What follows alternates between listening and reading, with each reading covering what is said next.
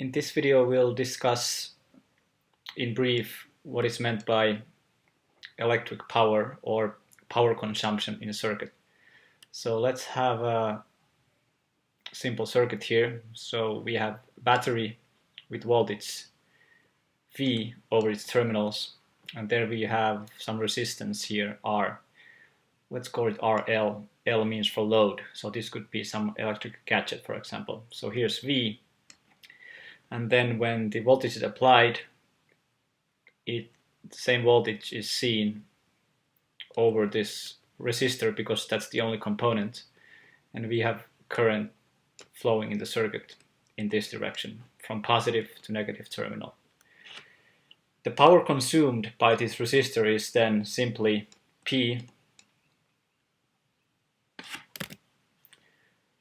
equals just the product of the voltage over the resistor V and the current that flows through it, so V times I. From Ohm's law we know that V equals Ri, so we could plug V into this one and we would get R times I, which is R I squared. That's another way of saying what is the power. We don't need to know the voltage over it if we just know its resistance and the current going through it. We could also say, so we have VI and we want to replace the I with V over R. We can do that. So here V equals V times V over R, which is V squared over R. So any one of these expressions mean the same. The power consumed in this resistor. In the case of resistor, all of it is turned into a heat, but it might turn into another forms of energy like mechanical or light, for example. But for our purposes, we can just say that in a resistor, all this power that is stored in the battery will turn into heat at this rate, defined by the voltage over the resistor and times the current flowing through it. A practical example of using electric power would be an electric heater. So here we have a power source, it could be battery.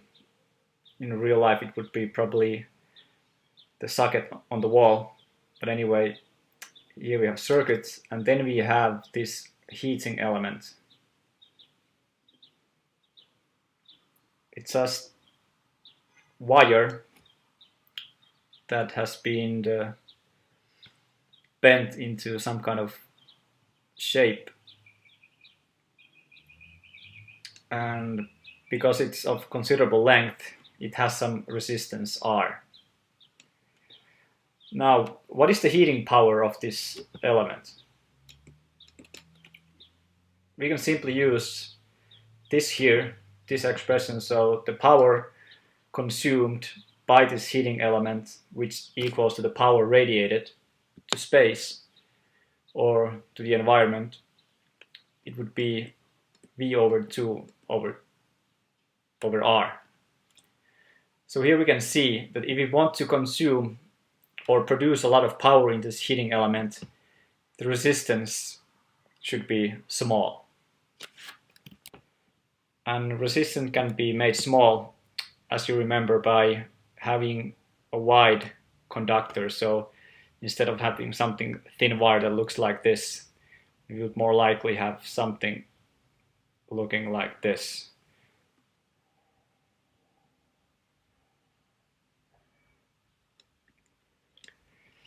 So when this cross-sectional area is large, that makes the resistance small, and vice versa. And here is another exercise where the question is how many 60 watt 120 volt light bulbs can operate on a 20 ampere line. So it means that this light bulb, which is usually symbolized like this, it is designed to work in such a way that there's 120 volts over it, so it drops 120 volts, and at the same time it produces power of 60 watts. So now we can calculate using this relationship here what is the current going through the bulb. So I is simply P over V. P is 60 watts and this one was 120 volts. So it consumes 0.5 amperes per bulb. So then we can arrange these bulbs in this way. We put them in parallel and connect them like this, and then we have our power source battery here. So because they're in parallel, there's gonna be the required 120 volts over each one of them. And now we learned that each one of them consumes 0.5 amperes. So there's 0.5 amperes going here, 0.5 amperes here, and the same thing here. So each one of these consumes 0.5 amps. So in total, we have 20 amps coming out of the battery.